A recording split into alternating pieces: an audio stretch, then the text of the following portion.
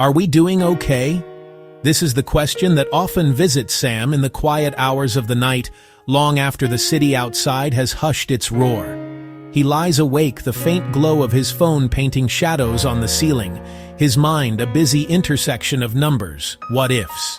He thinks about the rent, due in a week.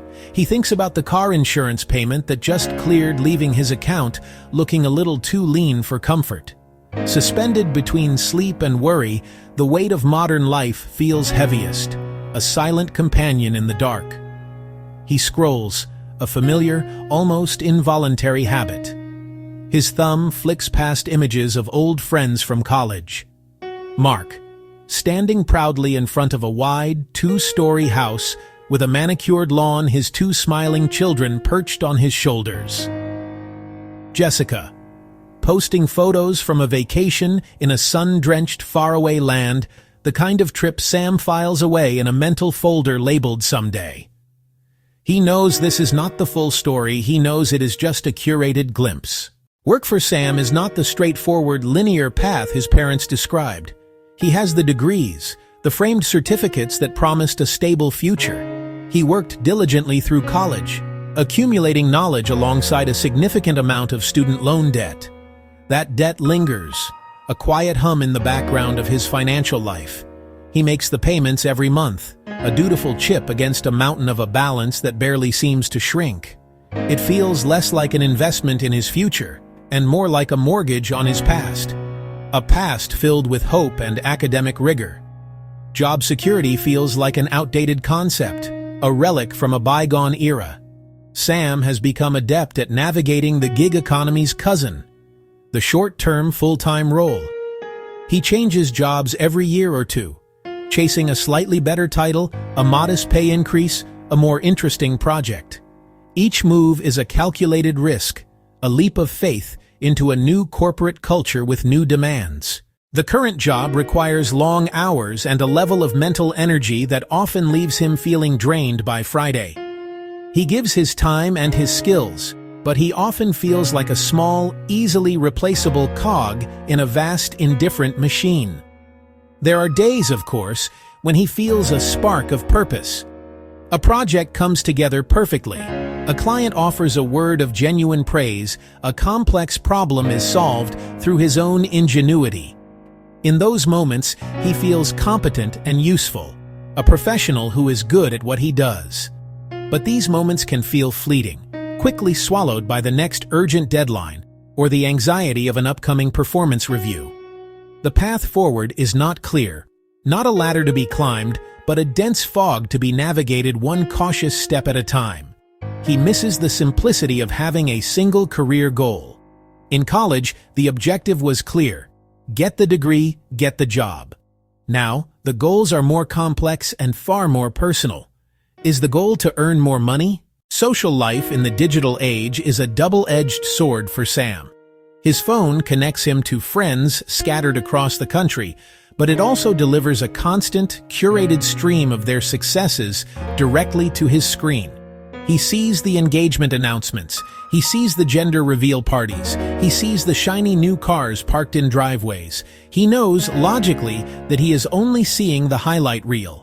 He understands that behind every perfect family photo, there are likely moments of stress and chaos. But logic is a poor defense against the raw, visceral feeling of being left out. This digital window into other lives fuels a quiet, gnawing comparison. He measures his own behind-the-scenes reality, the takeout containers, the budget spreadsheets, the lonely evenings, against their polished public performances. The gap feels vast and insurmountable. He sometimes puts his phone down feeling smaller, less accomplished, more alone than he did before he picked it up. The feeling is a ghost that haunts his quiet moments, whispering that he is not keeping up, whispering that he has somehow taken a wrong turn others manage to avoid. Amidst the currents of financial pressure and social comparison, Sam has started to find his footing in the small, unassuming joys of his everyday life. These are moments that don't make it onto a social feed, but act as a steadying anchor. On Sunday mornings, he has a ritual.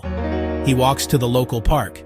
He buys a coffee from a small cart. He finds a familiar wooden bench. He sits and watches the world go by. Dogs chasing balls, families on walks, clouds drifting slowly across the sky. These quiet observations cost very little but give a lot of peace. He's learning to cultivate small, meaningful connections. One afternoon, he helps a neighbor search for a lost cat. They find the cat hiding under a bush. The neighbor's grateful smile warms Sam for the rest of the day. He started visiting the local library more, not just for books, for free events and workshops. He attended a basic coding class. He tried a container gardening workshop. Small learning acts that make him feel like he's growing, even off the corporate ladder. The fear has not vanished completely.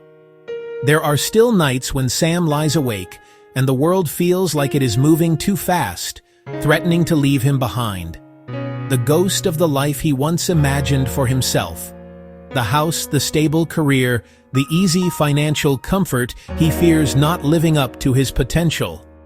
Ending up with a life story of compromises rather than triumphs.